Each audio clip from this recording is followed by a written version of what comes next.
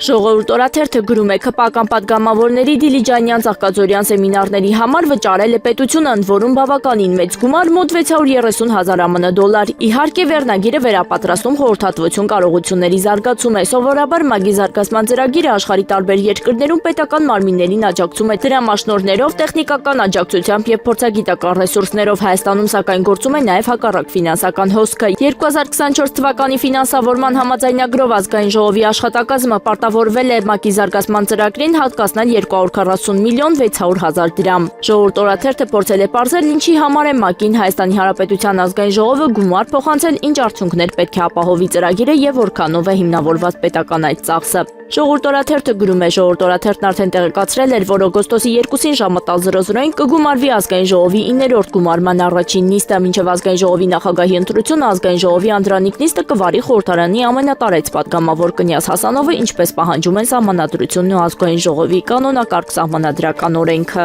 Առաջին նիստի ամենակարևոր կազմակերպչական հարցերից մեկը լինելու է հաշվիչ հանձնաժողովի ձևավորումը։ Հանձնաժողովը կընտրվի խմբակցությունների առաջարկով պատգամավորների քվեարկությամբ, իսկ դրա կազմում ներկայացված կլինեն ինչպես իշխանությունը, այնպես էլ ընդդիմությունը։ Խորհրդարանում խմբակցությունների համամասնությանը համապատասխան։ Հենց այս մարմինն է հետագայում կազմակերպելու եւ ամփոփելու ազգային ժողովում անցկացվող գաղտնի ու բաց քվեարկությունների արդյունքները, նրա լիազորությունները պահպանվում են խորհրդարանի ամբողջ գումարման ընթացքում։ Ժողովուրդ օրաթերթը գրում է. 2026 թվականի աշտանը Կոտայքի մարզը կդառնա տեղական ինքնակառավարման ընտրությունների գլխավոր քաղաքական թատերաբեմերից մեկը։ Ժողովուրդ օրաթերթը տեղեկացավ, որ կենտրոնական ընտրական հանձնաժողովի սահմանած ժամանակացույցով հոկտեմբերի 25-ին ընտրություններ կանցկացվեն Գառնի, Ծաղկաձոր եւ Հրազդան համայնքներում, իսկ նոյեմբերին Աբովյան, Նայիրի, Նորհաճան համայնքներում։ Ժողովուրդ օրաթերթի տեղեկություններով իշխող քաղաքացիական պայմանագիր կուսակցությունն արդեն սկսել է թեկնածուների ընտրության եւ համաձայնեցման գործընթացը, սակայն մի շարք համայնքներում վերջնական որոշումներ դեռևս չկան։ Մասնավորապես Գառնի համայնքում, որտեղ գործող համայնքապետը Տիգրան Պողոսյանն է, ԿՊ-ում ակտիվորեն քննարկվում է այլ թեկնածու առաջադրելու տարբերակը։